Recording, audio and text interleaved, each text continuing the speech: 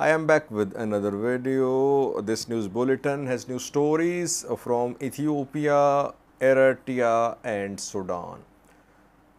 First news story is about a Fano commander who and his fighters have been under a siege since last night.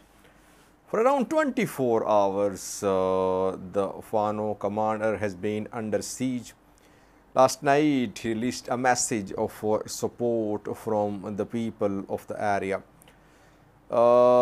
Secondly, a video clip for you showing Fano fighters addressing people in a town in the Amhara region of Ethiopia.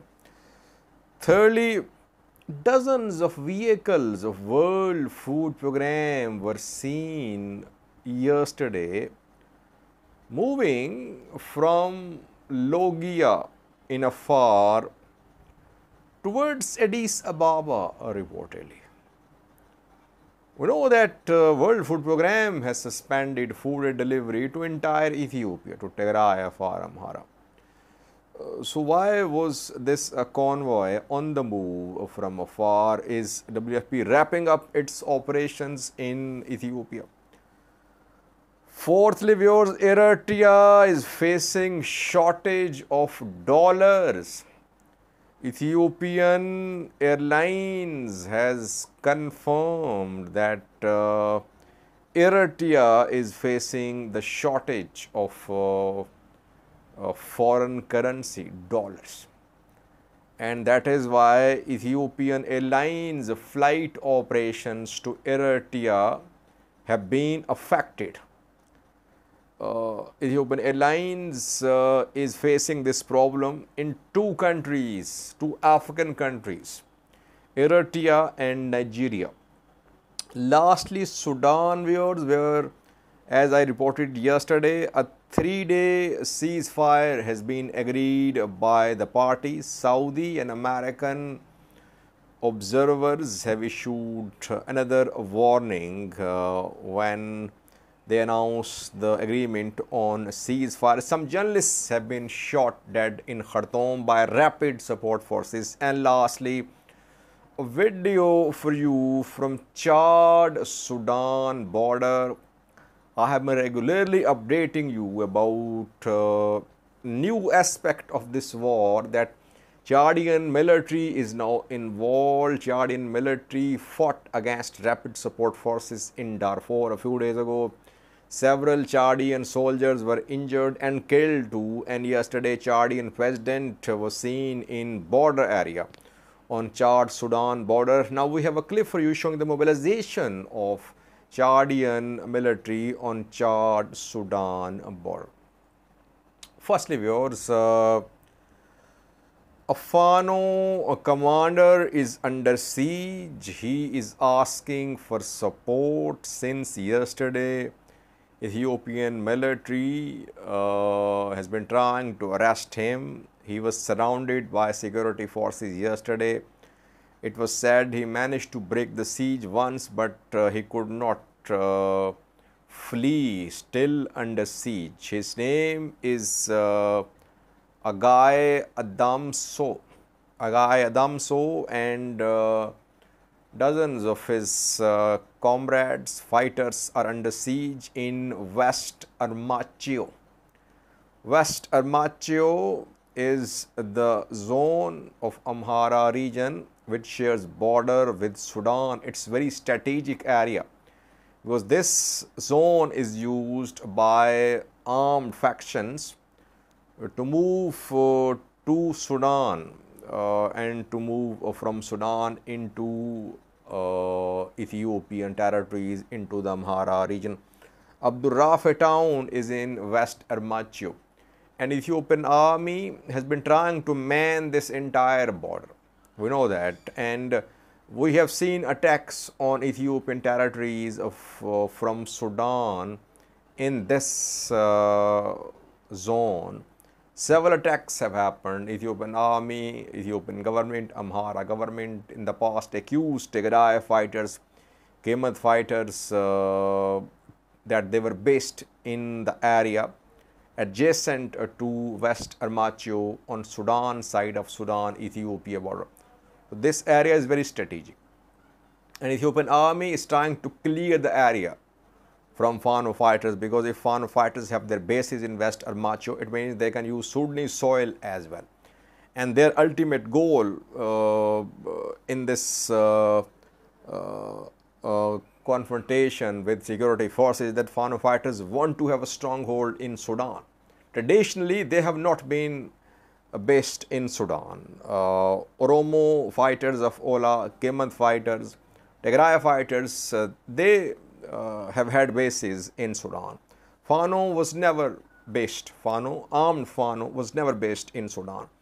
Fano fighters were not based in Sudan, but Amhara farmers were farming Al-Fashaga. Al-Fashaga is back under Sudanese military's control. And Amhara farmers do carry out some attacks in Al-Fashaga.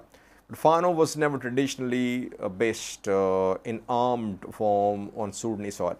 Now, Fano fighters are trying to have some sort of presence on Sudanese soil so that they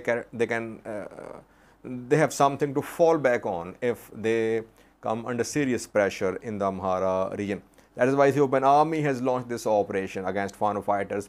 Agai Adamso under siege. He's asking for support. He's asking Gondar Fano fighters and locals to support him. Derje Bale, another Fano commander, is reportedly supporting him. And Gondar Fano members are trying to free Agai Adamso. Let's see what happens. Can he manage to break the siege? That remains to be seen. Secondly, a video for you from Dambicha, West Gurjam. We know that in Dambicha, Fano fighters fought. People stood between Fano fighters and Ethiopian army. Ethiopian army could not continue an operation against Fano fighters in Dambicha. Ethiopian army had to withdraw. Yesterday, we saw pictures, videos showing the retreat of Ethiopian army from Dambicha town. Ethiopian army retreated towards other towns of West Gurjam, where clashes are ongoing between Fano and Ethiopian army. Dambicha was freed, you can say, and after that we saw that Fano fighters addressed people in Dambicha. Hundreds of people were seen. Fano fighters thanked Dambicha residents, saying that Amhara should be united, that Fanos are sons of the Amhara people. Due to the struggle, due to the unity of Dambicha people, the government forces had to retreat. The connection between Fano fighters and locals is very obvious. That is what I have been saying, that whether you agree with Fano's ideology or not, you cannot deny that Fano has support from locals. Local Amhara support Fano fighters. That is how Fano is defending itself, because we have seen that now in several locations in Amhara region that people unarmed, they stood to support Fano fighters, and Ethiopian army was not in a position to fire at thousands of people. It retreated. It retreated from Gondar. It retreated from this Dambicha town in West Gurjam. That just shows that Fano is playing its cards well. It is trying to involve local community. If locals continue their support for Fano fighters, it would become increasingly difficult for Ethiopian army to continue operations. And such support, which we are seeing in Gondar, in Dambicha, to some extent in Shoa as well, it increases the strength of Fano fighters. That is how they get more recruits, more financial support, more logistical support. If a Fano fighter can be seen addressing thousands, people listening, hundreds, you can imagine that it would be easy for Fano fighters to get recruits from people, to get support from people. Watch the video which is being shared by several news outlets. The video is from Dambicha town. Fano fighters addressing people, thanking them after Ethiopian army withdrew from Dambicha.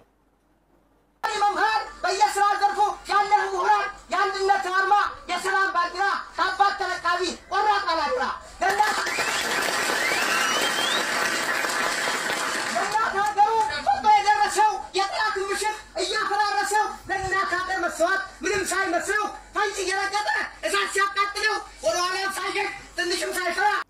Secondly, viewers, World Food Program, USAID, both have suspended food aid delivery to Tigray and to entire Ethiopia, and they said that aid was being diverted and stolen. In some cases, food aid was being smuggled into neighboring countries like Kenya and Somalia. USAID, an internal investigation, accused federal, regional governments and security institutions of Ethiopia of being involved in aid theft. Tigray conducted an inquiry, internal inquiry, and Tigray said that federal structures, Tigray's regional structures, Eritrean military, aid organizations, and IDP coordinators were involved in aid theft. Yesterday, some pictures emerged from Afar. The pictures show dozens of World Food Program vehicles on the move. Locals shared the pictures. They say that from Logia, Afar, these vehicles were seen moving towards Addis Ababa, Ethiopian capital. That led to start of speculations that why World Food Programs, dozens of vehicles were leaving Afar. Around 35 vehicles were seen moving towards Addis Ababa. It's difficult to say at this point of time. Can we say that World Food Program has suspended food aid delivery? It has suspended, and that is why it is withdrawing from Ethiopia, from Afar, Amhara. I don't know. I don't think that WFP is going to wrap up all its operations in Ethiopia. World Food Program, USAID, they have made it clear that they are ready to resume aid supplies to Ethiopia, but that would require establishment of some transparent mechanism for aid distribution. They want to ensure that aid reaches the people in need. So this movement of their assets could be a temporary move. I don't see them halt their operations permanently in Ethiopia. And it would be devastating for Ethiopian people too if WFP and USAID they end their programs in Ethiopia, because this country is in dire need of food aid. Ethiopian government is not in a position to feed all the people of Ethiopia. Millions of people are in immediate dire need of food aid. So World Food Program, USAID should continue their operation. Having said that, Tigray has done its part. Federal government is silent. Federal government has not shared any findings so far about aid theft allegations. Tigray is pointing its finger towards itself, towards Ethiopian federal government, towards Eritrea, towards aid organizations. If federal government is silent, it is accusing USAID of defaming Ethiopian institutions, Ethiopian government, regional governments. That is why tensions are there between USAID, World Food Program, and Ethiopian government. So far, no confirmation that USAID, World Food Program has permanently suspended their aid provision, food aid provision to Ethiopia. Thirdly, viewers, Eritrea shortage of dollars is being reported in Eritrea. That is why Eritrea is unable to pay to Ethiopia. Ethiopian Airlines operates to and from Asmara, Eritrean capital. 2 or 3 flights a day are being operated. When the two countries signed a peace deal, Ethiopian Airlines resumed operations, flight operations to Eritrea. Ethiopian Airlines CEO Mesfantasio, talking to a news outlet yesterday, said that Ethiopian Airlines funds were stuck in Eritrea. Eritrea was unable to pay to Ethiopian Airlines. Now, tickets are bought in Asmara by Eritreans who want to fly to Addis Ababa. Of course, they use local currencies, but payment to Ethiopian Airlines from Eritrean government is in dollars. The bilateral transactions are not in birr or nakfa, they are in dollars. Eritrean government is facing shortage of dollars. That is why it is unable to pay to Ethiopian Airlines. 2.5 million US dollars is the amount which Eritrea has to pay to Ethiopian Airlines, unpaid. Ethiopian Airlines is facing a similar crisis in Nigeria too. 80 million payment pending by Nigerian government. Again, Nigeria is also facing shortage of foreign currency, shortage of dollars. And Masfantasio has made it clear that Ethiopian Airlines might have to approach Air Transport Association for help, because it's turning into a serious issue.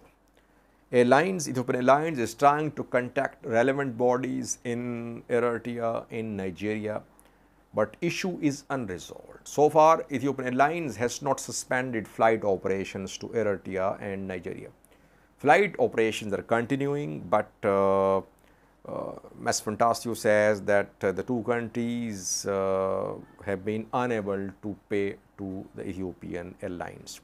Let's see how this problem is resolved. I don't think Ethiopian Airlines would be able to tolerate this non-payment of its dues, which Eritrea and Nigeria must pay to Ethiopian Airlines. Why? Because already we know that Ethiopian government is also facing a financial crisis. It is looking for a bailout package from the West. If these African countries don't pay to Ethiopian government, to Ethiopian Airlines, the airlines might have to consider some options to put pressure upon these governments. Of course, suspension of flight operations is not a solution, because Ethiopian Airlines earns from Eritrea, from Nigeria. It will try to adopt other means to put pressure upon Eritrean and Nigerian governments, reportedly. Lastly, viewers, Sudan, 3 news stories. As I predicted yesterday, 3-day ceasefire has been agreed by the parties to conflict in Sudan. Saudi and American observers have made the announcement that the ceasefire will last 3 days. It came into effect this morning at 6 a.m. local time, 18th of June. 3-day ceasefire came into effect in Sudan, and it will remain in place till the 21st of June, 6 a.m. local time.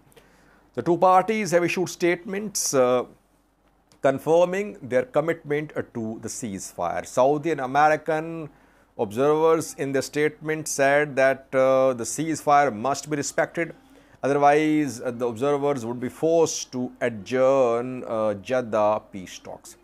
The two parties agreed on this ceasefire in Jeddah peace talks, and while the two parties are agreeing on ceasefires, we know that Malik Agar, Sudan Sovereignty Council Vice Chairman, yesterday said that Jeddah peace talks were not making any progress. But at least some ceasefires are being agreed. Last ceasefire was very successful. 24-hour ceasefire was fully implemented. Let's see what happens this time. Will the ceasefire be fully respected? We'll see in coming hours. So far, no news of any airstrikes in the past few hours since the start of the ceasefire. No news of any airstrikes, any clashes, any large-scale escalation. Secondly, 2 journalists have been shot dead by rapid support forces in Khartoum. Sudanese Journalist Syndicate has issued a statement saying that 2 journalists working for Al Jazeera were shot dead in Khartoum. Their names are Usama Sayyid and Ahmad Al-Busali. The 2 were shot dead on Friday by snipers in Al-Sitin Street, Khartoum city. Rapid support forces are being accused. Sudanese Journalist Syndicate is naming rapid support forces. It said that the area where journalists were shot dead is under RSF control. Rapid support forces are behind the death of innocent journalists. Thirdly, we have Sudan Chad border. We know that Chad is now getting involved in Sudanese civil war. Though when the war broke out in April between Rapid Support Force and Sudan military, back then it was said that Hamatis RSF could receive support from Chad, that some Hamatis relatives, Hamdan Dagalo's relatives are in top positions in Chad. His tribe members live in Chad too, but we're seeing the opposite here. On Sudan Chad border, tensions rising because Chadian soldiers have been supporting Sudanese military fighting against Rapid Support Force members on Sudanese soil in Darfur, but they were repelled. Sudanese military suffered a setback. Rapid Support Force is ravished across most parts of West Darfur, Central Darfur as well. Chadian soldiers who were injured and killed, they are being transported to Chad's border. Adre is on Chad side of Chad-Sudan border, and large-scale mobilization of Chadian military is being seen on Chad side of the border. French troops have also been seen patrolling Chad-Sudan border reportedly. And yesterday, Chadian president was he held meetings with Chadian military generals in border areas on Chad-Sudan. So gradually, Chad is being drawn into this conflict. RSF won't be able to receive anything through Chad now. It can only use Central African Republic for its supplies from African countries. Watch a clip from Chad-Sudan border showing the mobilization of Chadian military on Chad-Sudan border. Thank you for watching.